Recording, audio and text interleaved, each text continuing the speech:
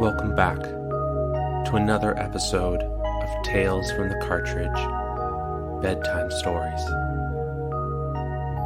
Tonight, we continue our Pokémon Yellow story.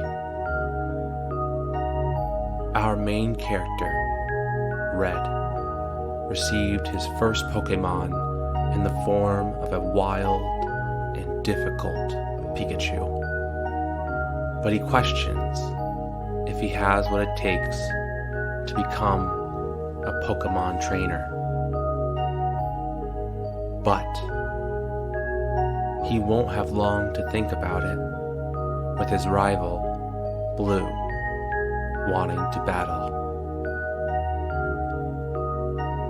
So sit back, relax, and enjoy this wonderful tale as you fall into a deep sleep.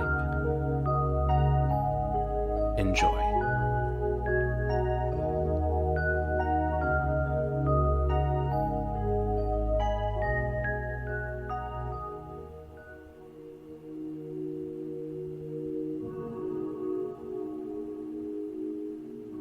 Red said nothing as he put his Pokeball away and stored it in an empty slot on his belt.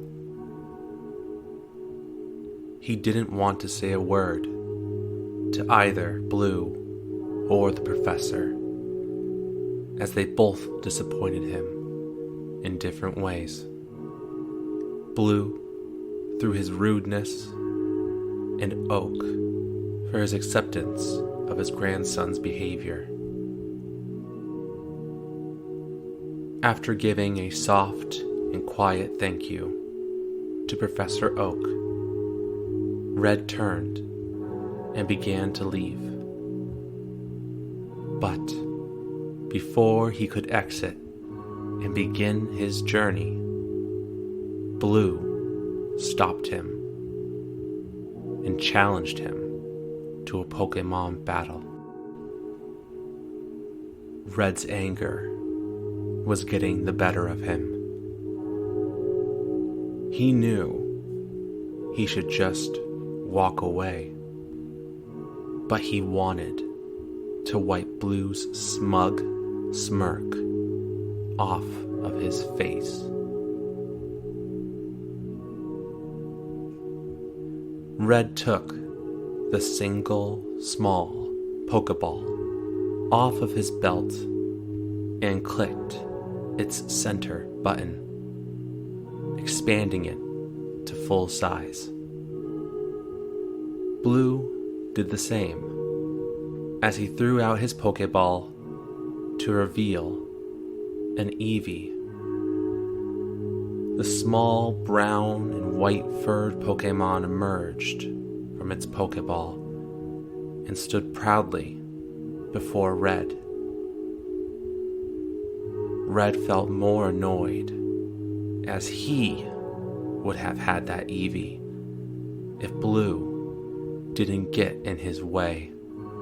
Eevees were normal type Pokemon that had a special evolution pattern. They could evolve into several different types of Pokemon using very special stones. Red tried not to think about it, about how his journey would have been with an Eevee by his side as he threw out his Pokeball. The small yellow Pikachu from earlier emerged from within. The Pikachu stood facing Blue's Eevee as the Pokémon battle began. Red knew that most Pikachus knew the attack Thunder Shock, and figured his was just the same. He called out for Pikachu to attack using Thunder Shock, but Pikachu did nothing. he continued to stand in place, a small smile on its face. Blue laughed out loud as he found it hilarious that Red's Pikachu wasn't listening to any of his commands. Blue called out for Eevee to use the attack Tackle.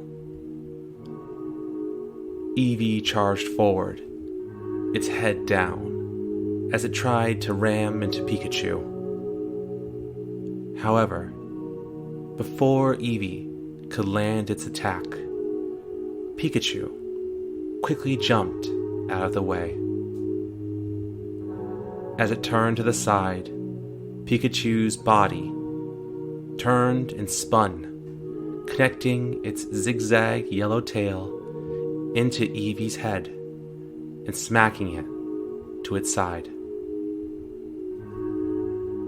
Blue grunted, watching as Eevee get hurt, and called out for it to use Tackle again. As Eevee stood up once more, Pikachu was already charging up. Quickly, Red called for Pikachu to stop and wait to dodge Eevee's next attack. But the electric mouse Pokémon refused to listen. Against Red's orders, Pikachu sent out a strong Thunder Shock attack right at Eevee, connecting against the normal type Pokémon. As Pikachu's attack ended, Eevee looked hurt, and its legs were wobbly as it fell to the ground and fainted. Blue called for his Pokémon to come back to its Pokéball with frustration and anger in his voice. He quickly walked past Red, bumping into his shoulder in the process, as he said loudly for all to hear that their match didn't count, since Red's Pikachu wasn't even listening to his owner's commands. As Blue left Professor Oak's lab, Red stared at his Pikachu, who stood silently on the ground. Red had spent so long thinking about his first day as a Pokémon trainer, how the beginning of an amazing journey would begin for him. But this wasn't what he wanted. He didn't want to start like this.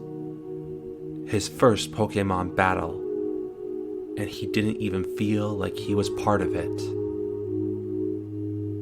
How would he ever become a Pokémon Master if he couldn't even get a Pikachu to listen to him?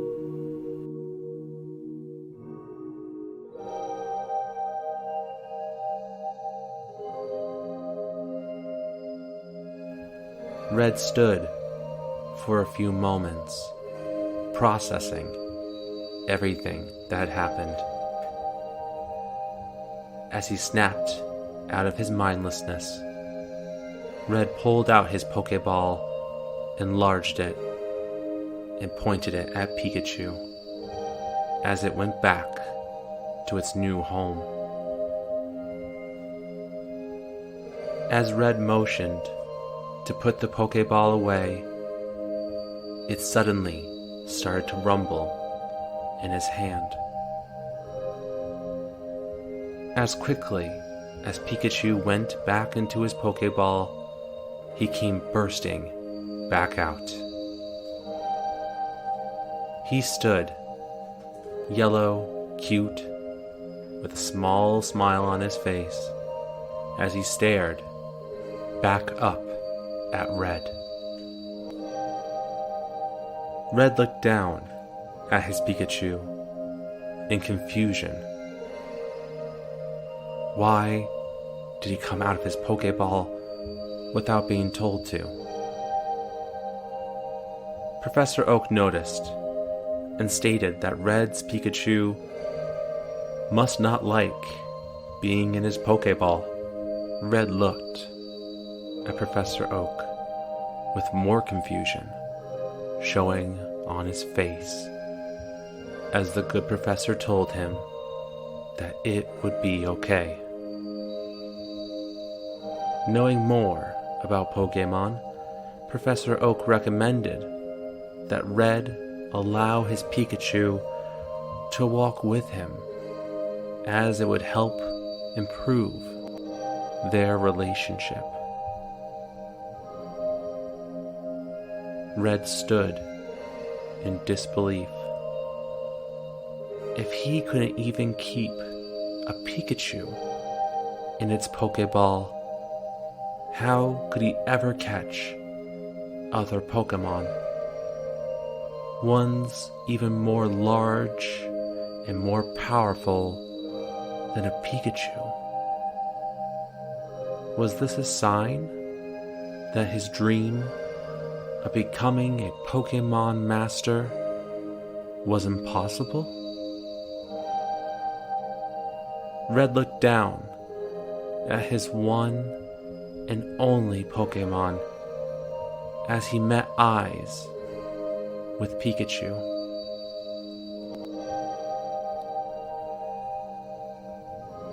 Pikachu's smile quickly changed to a frown and a face of boredom.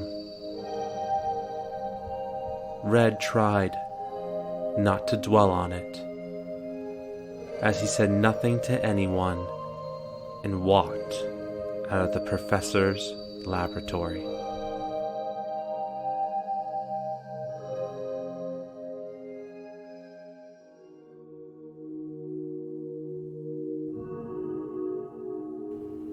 Red looked around to the edge of town as he watched Blue take off onto Route 1.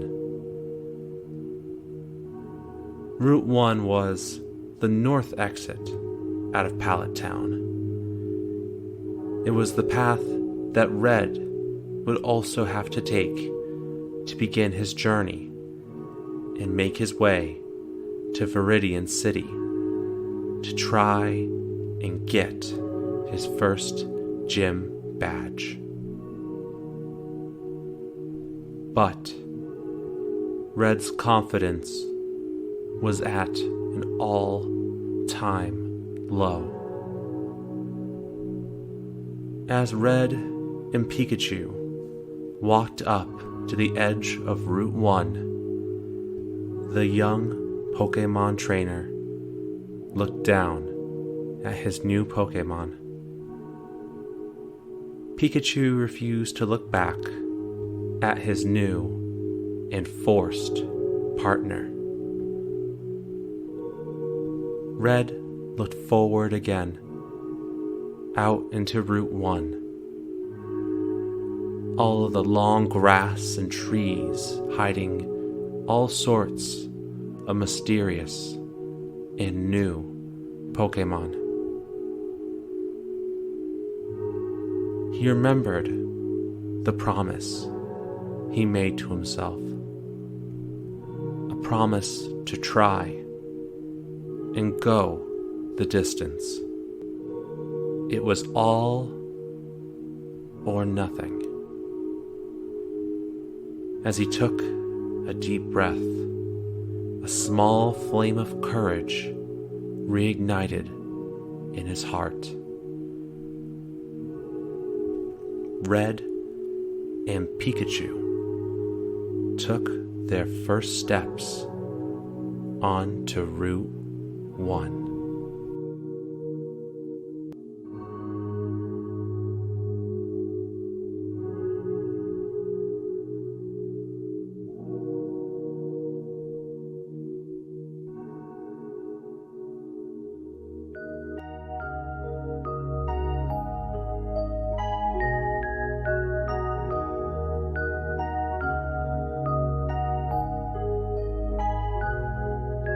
Thank you for joining us for another episode of Bedtime Stories.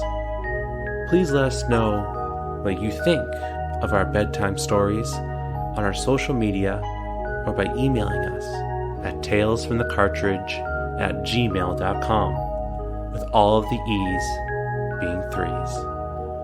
We'd love to know what you like, don't like, and the stories that you'd like for us to cover in our next episode. If you enjoy our bedtime stories, please rate us 5 stars on your favorite podcast service. It would really mean the world to us. But for now, we hope you're sleeping well, and we will see you in the next episode. Good night.